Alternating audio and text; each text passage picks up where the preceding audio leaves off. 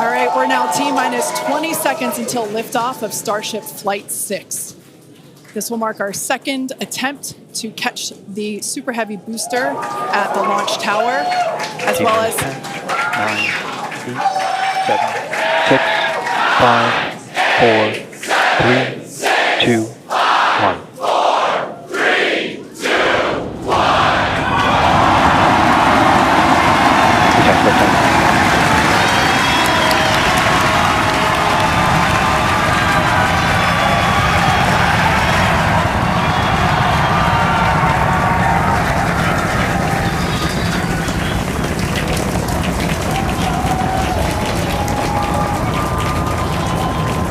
Vehicle is pitching downrange.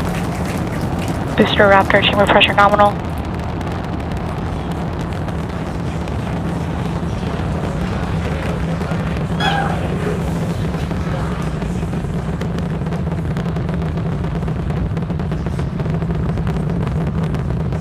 Booster and ship, avionics, power, and telemetry nominal.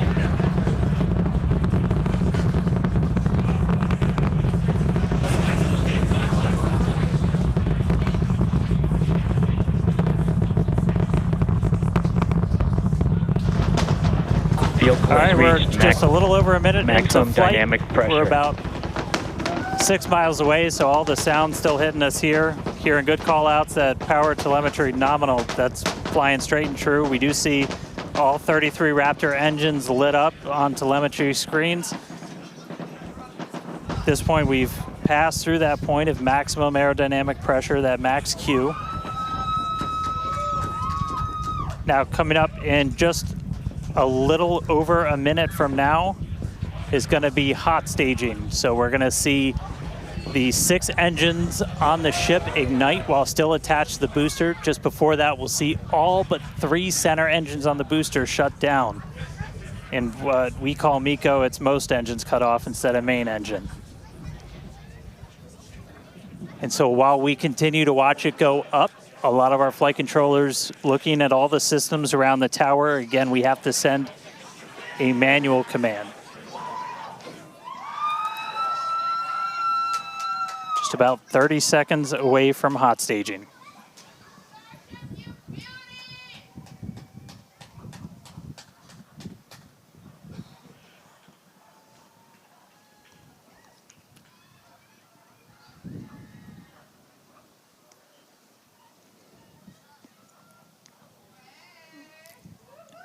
And we heard the tower is go for catch. Booster engine cut off.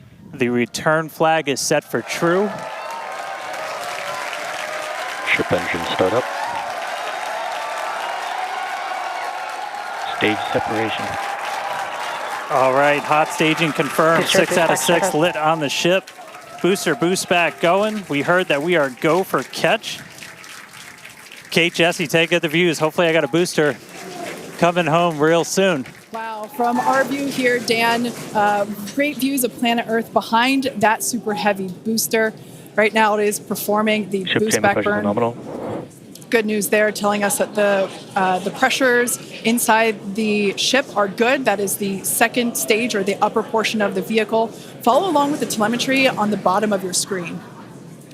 Yeah, booster is currently, Super Heavy is currently in its boost back burn. This boost back burn, Avionics, power, and telemetry nominal.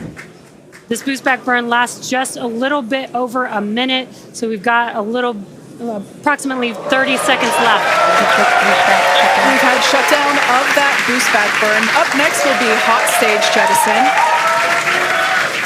The view from the camera on the left, or from the booster on the left-hand side of your screen, and then tracking cam there on the right-hand side of your screen. We'll see those grid fins. Booster offshore divert. And we can also see that the hot stage has been jettisoned. Yes, visual confirmation of that there on your screen, which is great. Now the next Starship is following a nominal trajectory. The next step for booster is going into that landing burn. Again, it'll light up 13 of those engines and then pare down to 3 engines right before booster catch. All right, now just real quick, we did hear the call out, booster offshore divert. Unfortunately, that means that we are no-go for the catch. As we said before, both the tower and the vehicle, as well as the operators on console, have been actively evaluating the commit criteria for that return to the launch tower. And unfortunately, we did not have a pass on those commit criteria. So we are no-go for tower catch. And we did mention that we're constantly evaluating the criteria for catch. There's a lot of things that need to go well in order to line that up. Unfortunately, today we will forego booster catch today. But what you're seeing on your screen is ship currently making its way towards the Indian Ocean, still looking good so far. Exactly. So views there of the booster on the left-hand side of your screen, views of the ship on the right-hand side of your screen. Now, we've said before that it was not guaranteed that we would be able to make a tower catch today. So while we were hoping for it, like we said, it was pretty epic on attempt 1, but the safety of the teams and the public and the pad itself are paramount. So we are accepting no compromises in any of those areas. Exactly, and we're still going to get a lot of good flight data with booster even, but especially with ship. Again, we have an additional objective today to do an in-space relight of a Raptor engine, which again will help us set us up for being able to do deorbit burns, which is Ship chamber pressure is nominal. which is important for orbital flights. And what you're seeing on your screen is a view from Super Heavy as it's making its way back down to Earth. Yeah, once again, we are attempting an offshore landing of the Super Heavy booster. So we have seen this before, and it is still very fun to watch, watching it come down for a soft splashdown off the Gulf Coast of Texas. We can see it there re-entering. We saw earlier those grid fins. There are 4 hypersonic grid fins. Oh, we can see that the landing burn has begun on the Super Heavy booster. And same pattern, 13 engines will light, gone down to 3 just as we expected. And what an incredible view of splashdown that we got today of Super Heavy. Yeah, I'm sure the buoy cam views will be pretty awesome once again. So we'd like to confirm a water landing once again for the Super Heavy booster. Congrats to the SpaceX team for making that milestone as well. Now, ship continues to look good. We can see that it is, while all of that was happening, the crowd here in Hawthorne continuing to react to all these amazing views that we're getting. The next milestone is... Starship is in terminal guidance. Great news there. Starship terminal guidance, referring to what we see here on our screen, the upper stage, at about 8 minutes, 35 seconds or so, we have ship engine cutoff, which will be the cutoff of the Raptor engines.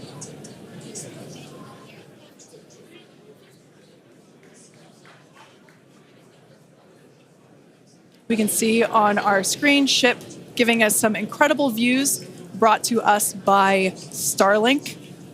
This view is also very interesting because we can see basically the receding tile line that we referred to earlier, where we mentioned we have removed a number of heat shield tiles in order to test out and push the envelope on the ship and demonstrate what its capabilities are. Ship engine cutoff. And there we just heard call out for SECO, ship engine cutoff. Great news there. Everything continuing to look awesome for ship. Full view looking aft on ship here. Ship FTS is saved. As you're not Relay down and with we'll the start force up. of Earth's gravity.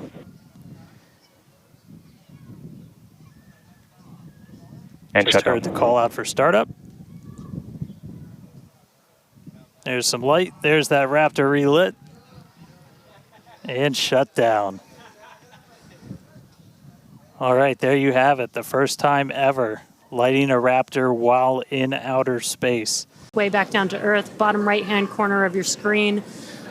Speed is still going really, really fast. Again, as it gets closer to Earth, we'll see that altitude drop a little bit faster. It's kind of dropping pretty slow right now.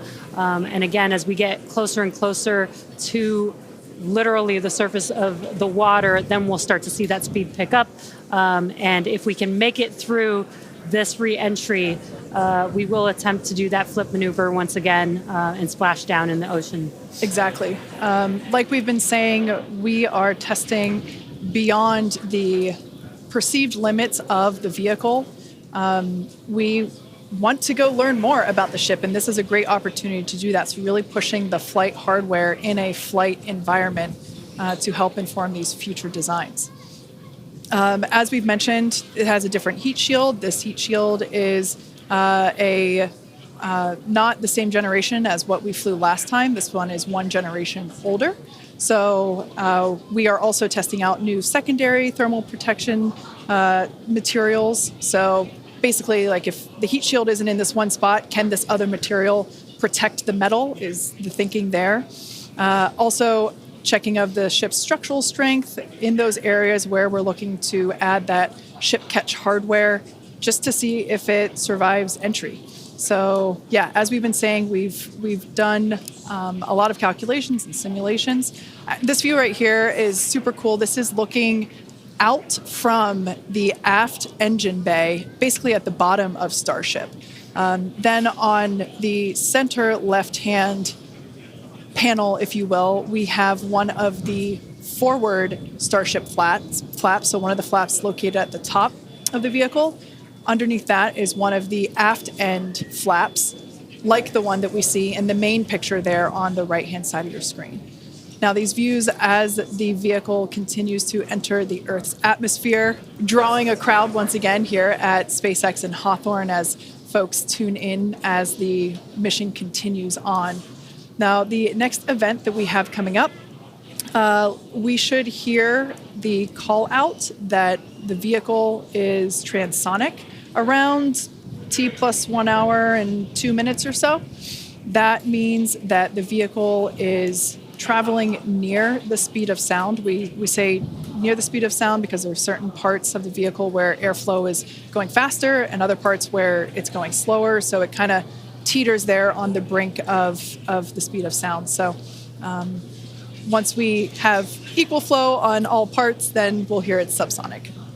Yeah, and almost real quick, almost a reverse of, I'm sorry, Jesse, almost a reverse of before. We see the Earth starting to come into view. We've got sunrise there over the Indian Ocean. So this is going to look different from any of the re-entries we've had before. And it was specifically so like we get as much daylight as possible to see how ship does this.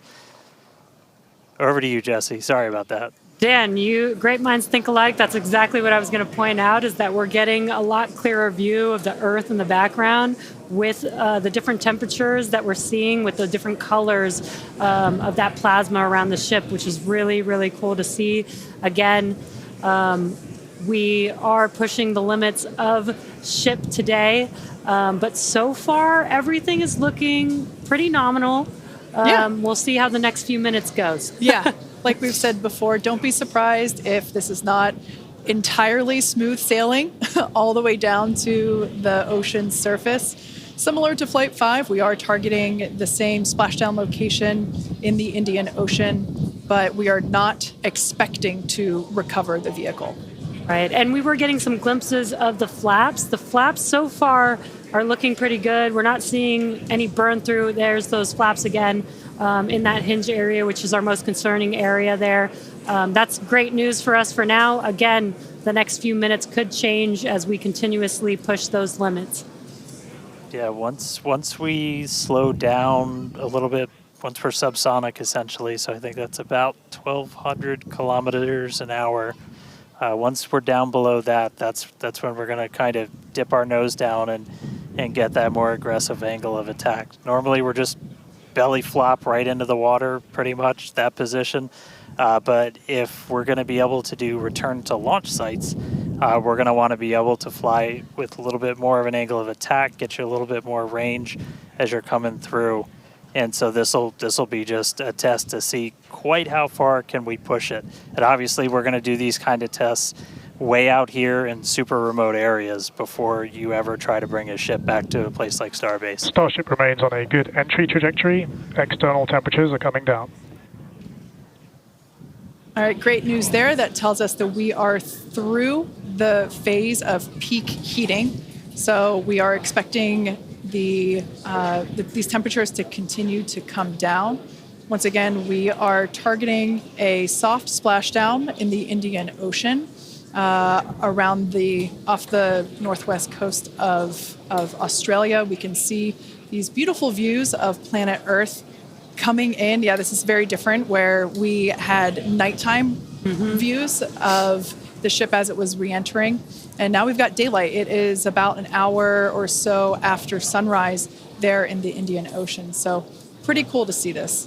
Yeah, and it might not seem like it makes a huge difference, but we do get a little bit more light on ship as well for the camera views that we have, which is very beneficial for us to visually see anything and try and correlate that to any of the sensors or data that we have on the vehicle. Exactly. That is why we shifted our launch window so that we could have that daylight in order to improve our observations of the vehicle. So not only are we getting all the raw data from all the sensors that are on board Starship, but we also have multiple cameras and assets out there that are watching the vehicle and will also be able to tell us with this visual story that is also very, very important. And as we get down a little bit lower, the Raptor engines are in their chill phase right now, so just essentially getting them primed to turn on. We're going to use those 3 center engines to do a landing flip and then a landing burn. So we'll come down kind of in that slightly pointed down belly flop and then fire off those engines to flip us around and then do that final landing burn. That should be coming up in just under 5 minutes from now.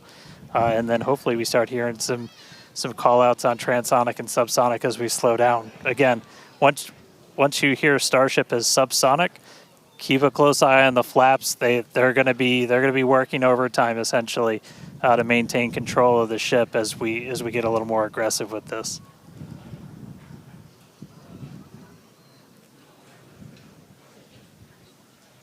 We can see that we are beginning... Starship has passed maximum entry dynamic pressure.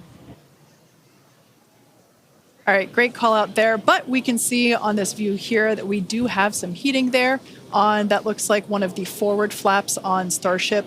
This is to be expected. We knew that the vehicle would perform differently than what we had seen on Flight 5. This is actually really good data because it tells us what parts of the vehicle at this, what will soon be a higher angle of attack once we drop down below the speed of sound.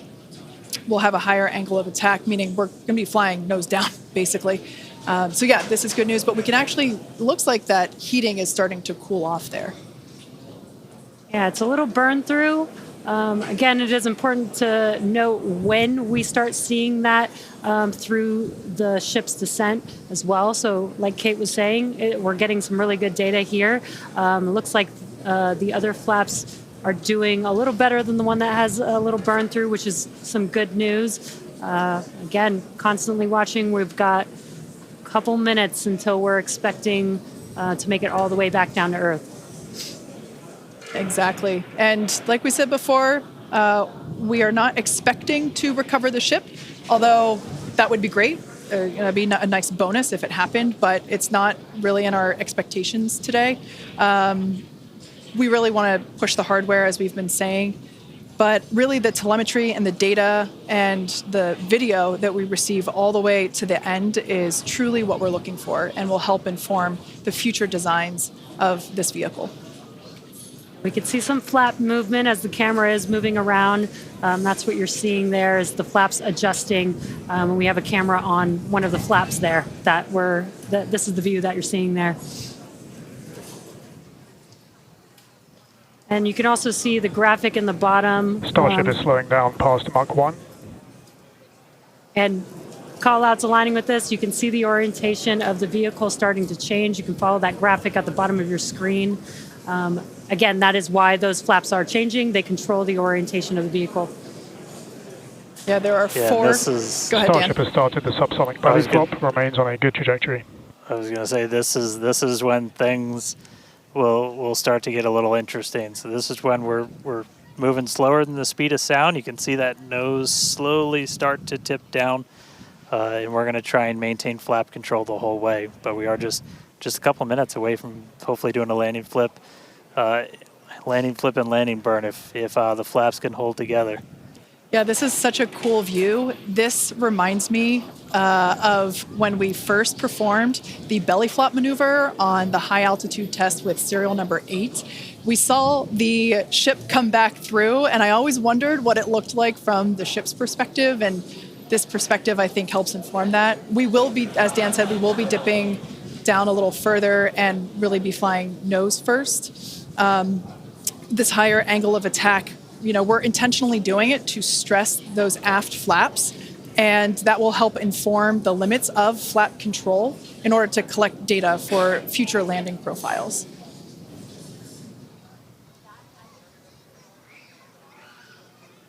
I mean, we're looking good so far. We've just got about 5 kilometers in altitude to go.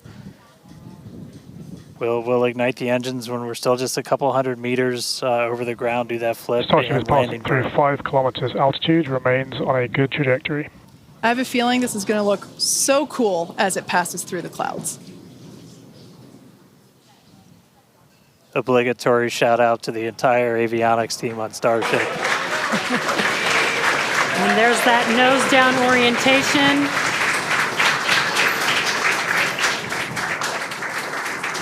Now the Raptor engines will relight and help flip the booster back up. This is a more severe flip given the orientation. The engines will shut down prior to the vehicle making impact with the water. Our ship is doing great so far. There's those engines relighting. What a great reorientation by Starship. Wow. All 3 down to 2 into the water. Starship has landed. Wow. And we have ship splashed down in the Indian Ocean. Some awesome buoy cam action here. There's Daylight our buoy. views.